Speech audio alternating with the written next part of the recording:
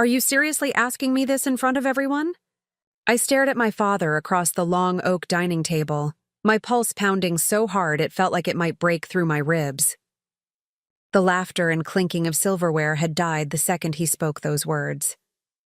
Harper, the family business is drowning. We need you to step in and save it. Before we begin, drop a comment and tell us where are you from and from which city you're watching our videos. And after watching the whole video, don't forget to tell us, what would you do in this situation? Be honest, tell me in the comments below. We read every comment. Let's begin. Dozens of eyes turned toward me. My uncles, aunts, cousins, all staring as though my decision would seal the fate of generations. The weight of their judgment pressed down on me, suffocating. I swallowed hard, the sting of betrayal already burning my throat. My father's voice hadn't carried even a shred of warmth. Not gratitude. Not humility. Just cold expectation. And then, as if twisting the knife, my younger brother Mason leaned back in his chair with that smug grin he always wore. Well, she's the one with savings. It's not like she does anything important with her life anyway. A few muffled laughs rolled around the table. My mother's lips twitched in what looked dangerously close to agreement. I wanted to scream. I wanted to throw the glass of wine in Mason's face. But instead, I inhaled sharply, tightened my grip on the edge of the table, and said through gritted teeth, "Fine. 150,000. I'll wire it tomorrow morning." The words left my mouth heavy, bitter. The tension snapped like static through the room. My father leaned back, smug relief flashing in his eyes, while Mason raised his glass as though he'd just won something. I pushed back from the table, my chair scraping loudly against the polished wood floor. "Don't thank me," I hissed, "because none of you ever do." That night, I lay awake, staring at the ceiling, wondering why I kept giving pieces of myself to people who never gave anything back. The walls of my childhood bedroom, where I'd once pinned college acceptance letters and written lists of dreams, felt like a cage. The next day, I transferred the money. $150,000. Years of working late nights, cutting corners, skipping vacations, gone in seconds with the click of a button. And then I saw it. Mason's shiny new car parked in the driveway, its chrome grille catching the sunlight like a slap across the face. He leaned against it, laughing with his friends, bragging loudly enough for the neighbors to hear. "Can you believe it? Dad finally trusted me enough to let me handle some things at the company," he boasted. "Guess who's in line for everything now?" The rage inside me coiled tight, like a storm waiting to tear the roof off the house. That evening, as if fate hadn't mocked me enough, my family threw a party. A full celebration, wine flowing, music blasting, relatives praising Mason as if he were the savior of the family legacy. I stood off to the side, the taste of bile sharp in my throat, my fists clenched so tightly my nails cut into my palms. Then the crowd shifted. Heads turned. The laughter thinned to silence. My husband, Lucas, walked through the door. He didn't look furious. He didn't even look surprised. He looked calm, calculated, a folder in his hand, the kind that meant business. He set it down on the table with a controlled thud. His voice cut through the silence, steady and deliberate. "The signed ownership transfer," he said, "effective immediately." Every glass froze midair, and for the first time in years, I smiled. The silence after Lucas's words was suffocating, like the air had been sucked out of the room. My father blinked, his fork halfway to his mouth, frozen. Mason's smirk cracked, his eyes darting between the folder and Lucas's face, searching for some sign that this was a cruel joke. "What? What do you mean, ownership transfer?" Mason stammered, his voice higher than usual, like a child caught stealing. Lucas's gaze didn't waver. Calm, steady, precise. "It means," he said, opening the folder and sliding the papers across the polished table, "that Harper now holds the majority stake in Collins Enterprises. Every asset, every decision runs through her." A ripple of shock ran through the relatives. Chairs shifted, glasses clinked against plates, whispers filled the corners of the dining hall. I let the weight of the moment sink in. My chest heaved with a mix of fury and vindication. Emotions I'd kept buried for years finally clawing to the surface. For once, the spotlight wasn't on Mason's empty charm or my father's iron grip. It was on me. Richard, my father, slammed his palm on the table. The wine in his glass rippled violently. This is ridiculous. She doesn't know how to run a business. She's soft. She's sentimental. Lucas, what kind of games are you playing? Lucas leaned in slightly, his voice measured. It's no game, Richard. You were desperate. You signed away control the moment you begged Harper for her money. This is the consequence of underestimating her. I locked eyes with my father, my voice finally finding its strength. You wanted my money, Dad, not me. You never wanted me. Well, now you've got both, and I won't be ignored anymore. Mason shot up from his chair, his voice trembling but loud. This is insane. I've been preparing my whole life to take over. You can't just hand her everything. Preparing? I snapped, my words laced with venom. You bought a car with money meant to keep our company alive. That's your preparation? A shiny toy for your ego? Gasps echoed from around the table. Mason's face flushed crimson, and for once he couldn't think of a clever retort. His lips parted, then sealed shut, his chest heaving in shallow bursts. Elaine, my mother, finally spoke, her tone sharp but fragile. Harper, don't do this.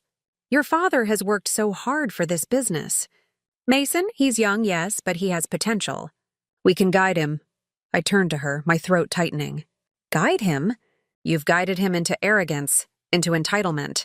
While I scraped and fought for every dollar, you praised him for simply existing. Don't lecture me about guidance. The room seemed to tilt, the weight of my words hanging heavy. Then Lucas added, his voice cutting clean through the tension. The documents are legally binding. Nothing you say changes that. Richard's face turned pale, his lips pressed into a thin line. He looked at Mason, then at Elaine, then at me. For the first time in my life, I saw fear flicker in his eyes. Fear of losing control, fear of being powerless. I stood slowly, deliberately, letting the silence stretch. My heels clicked against the hardwood as I moved toward the head of the table. His chair. My father's chair. Without asking permission, I pulled it back and sat down. The leather was warm beneath me, carrying the weight of decades of decisions, dominance, and dismissals. I leaned forward, clasped my hands, and said quietly but firmly, from this moment on, things are going to change. The relatives shifted uneasily, unsure whether to look at me or avoid my gaze altogether. Mason collapsed back into his chair, his face buried in his hands. Elaine stared at me, lips trembling but silent. Richard finally broke the silence, his voice low and dangerous. You'll regret this, Harper. Power is not meant for the weak. I met his glare without flinching. No, Dad. Power isn't meant for the selfish. The tension snapped again, this time in my favor.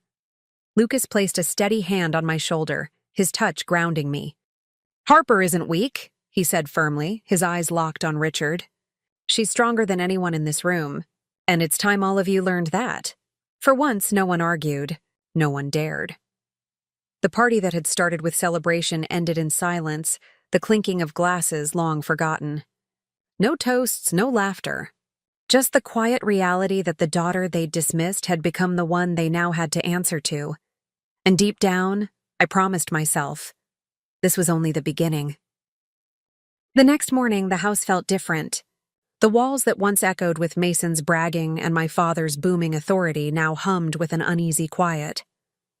I could feel eyes on me as I walked through the kitchen, relatives whispering in corners, cousins avoiding my gaze.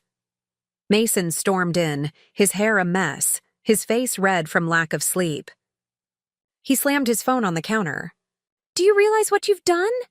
His voice cracked, the words spilling like venom. I was supposed to meet with investors today. They won't even take my calls now. They said every decision has to go through you. I didn't flinch. I poured myself coffee, the rich steam rising like calm in the middle of his storm. Good, I said, my voice steady. That means the system's working. He grabbed the mug out of my hand and shattered it against the floor, shards skittering across the tiles. You think you're smarter than me? You think you can run this family? You're pathetic, Harper. Lucas appeared in the doorway, his voice sharp. Watch your tone! Mason spun on him, his fists clenched. Stay out of this. You don't belong here. You're not family. Lucas stepped forward, shoulders squared, his calmness more dangerous than Mason's rage. I belong with Harper. And if you want to test that, you'll lose. The air was thick, suffocating. Mason's nostrils flared, his chest heaving, but he didn't move. He knew Lucas wasn't bluffing. I bent down, picked up a shard of the broken mug, and set it on the counter between us. This is what you do with everything you're given, I said coldly. You break it. And then you expect someone else to clean it up. Not anymore.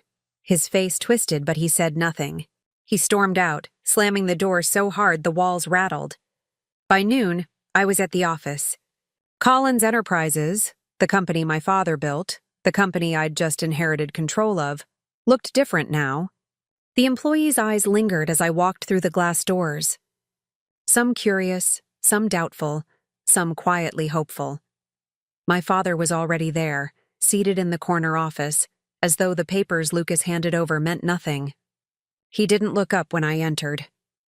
You're not welcome here, he said flatly, flipping through documents that no longer bore his name. I closed the door behind me, the click echoing like a final verdict. Whether you welcome me or not doesn't matter. This is mine now. His jaw tightened. You'll burn this place to the ground. You don't know what it takes. I stepped closer, placing my hands on his desk. No, Dad, I know exactly what it takes. I've been watching you cut corners, play favorites, and drown in arrogance. I won't make those mistakes. For the first time, his mask cracked. He looked up, his eyes bloodshot, his mouth opening but no words coming out. He knew I was right. I straightened, turning toward the door. From now on, every employee, every decision, every future step goes through me. You can either accept that, or you can step aside. Behind me, his voice came low, bitter. You'll regret this, Harper. Family loyalty runs deeper than contracts. I stopped in the doorway, the words sinking into me like shards of ice. Then I turned back, my voice steady. Funny. I never once saw loyalty from you. The office was silent as I walked out, but I could feel his stare burning holes into my back. That evening, another gathering formed at the house. Relatives were restless, anxious, their wine glasses trembling in their hands. Mason sat in the corner, sulking, his phone buzzing with unanswered calls. Elaine paced, muttering that the family was falling apart. I entered quietly, but the moment they saw me, the room hushed. Every eye tracked me like prey, or maybe predator. I stood tall, my voice slicing through the silence. You all threw a party for Mason when you thought he saved the family.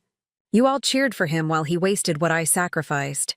Tonight you'll sit here in silence and watch as the person you dismissed takes control. Richard stood, his glass shaking. This isn't control. This is betrayal. Betrayal? I shot back, my words sharp as a blade. No, betrayal is asking your daughter for money while mocking her behind her back. Betrayal is celebrating a son who never worked a day in his life while belittling the one who did. Betrayal is calling me weak, until you needed me. The room fell to ashes. No one spoke. No one moved. Lucas stepped beside me, placing the folder back on the table. He opened it, showing every signature, every seal, every legal binding. There's no turning back, he said quietly. You all wanted her money. Now you'll answer to her power. My father's hand trembled as he set his glass down, the liquid inside swirling but untouched. For the first time in decades, no one dared raise a toast, and I knew, deep down, this was just the beginning of their reckoning. The following week, I didn't return to the house. I stayed downtown at the office that now carried my authority. I worked late, building strategies, meeting with lawyers, restructuring departments my father had let rot under negligence. Every contract, every email, every policy had my fingerprints now. By Friday, the first shockwave hit. A press release went out, my name officially listed as CEO of Collins Enterprises. My phone buzzed nonstop. Reporters, business partners, investors. Some doubted me, but most wanted meetings. They liked the idea of new blood after decades of corruption and stagnation. Back at the house, Mason was unraveling. I knew because my cousin texted me a video. Mason screaming at a bartender at some expensive lounge, drunk, bragging that, "My sister stole everything from me." He looked pitiful. I didn't respond. That night, I finally returned home. The house that once belonged to them was mine now. The lights glowed warm through the windows, but the energy inside was icy. I opened the door to find my father, mother, and Mason sitting in the living room. No relatives this time, just them. The true culprits of my pain. Richard's eyes were bloodshot, his jaw tense. "You've made your point," he said, his voice low. "You've humiliated us. You've taken everything. What else do you want?" I set my bag down, my heels clicking against the hardwood as I stepped closer. "I don't want your apology. I don't want your approval. I want you to live with what you created. A family that only loved money until it destroyed them." Elaine's lip quivered. "You're our daughter. We were trying to protect the legacy." "Protect it?" I snapped, cutting her off. "You tried to bury me in it. You made me a tool, a wallet, and when I gave everything, you threw your praise at Mason like confetti. Don't tell me this is about legacy. This is about your pride." Mason shot up, trembling with rage. "You think you're better than us now? You're nothing without us." I turned slowly, my gaze locking on him, steady as steel. "No, Mason, I was nothing with you." The words landed like a blade. He staggered back, his fists clenched but useless. Lucas stepped through the doorway then, carrying another folder. He placed it on the coffee table with deliberate calm. "This," he said, "is the final piece. Harper now owns the house, the vehicles, the estate, every asset tied to Collins Enterprises. Everything is hers. You have nothing left to gamble with." Richard's face went white. Elaine gasped. Mason's eyes widened, then narrowed, like a cornered animal. "You wouldn't," Richard whispered, shaking his head. I stepped closer, my voice sharp. "I already did. You signed the papers yourself, Dad. You were too desperate to notice. And now, the empire you thought would belong to Mason belongs to me." The silence was deafening. Elaine collapsed into the couch, covering her face. Mason cursed under his breath, pacing like a trapped wolf. Richard stared at me, his lips trembling, the image of a man watching his world turn to dust. Finally, I said the words I'd carried for years. "You called me weak. You dismissed me. You made me feel invisible. But tonight you'll remember this. I'm the one who saved you when you asked. And I'm the one who ended you when you mocked me." Richard's glass slipped from his hand, shattering against the floor. No one rushed to clean it up. I turned toward the door, Lucas by my side, his steady presence grounding me. My voice carried one last time over the room. "From this moment forward, I'm not your daughter. I'm your consequence." And with that, I walked out, the sound of my heels striking the floor echoing like a closing chapter. The night air outside was sharp, alive, filled with freedom. For the first time, I wasn't weighed down by their judgment. For the first time, the power was mine, and I wasn't going to waste it on revenge alone. I looked at Lucas, his calm smile catching the glow of the porch light. "This is just the beginning," I whispered. He nodded. "Then let's build something better." Behind me, the house was silent. Inside, the family that had laughed at me was crumbling under the very silence they once forced on me. And for the first time in years, I could breathe. The girl they underestimated was gone. In her place stood a woman they'd never control again.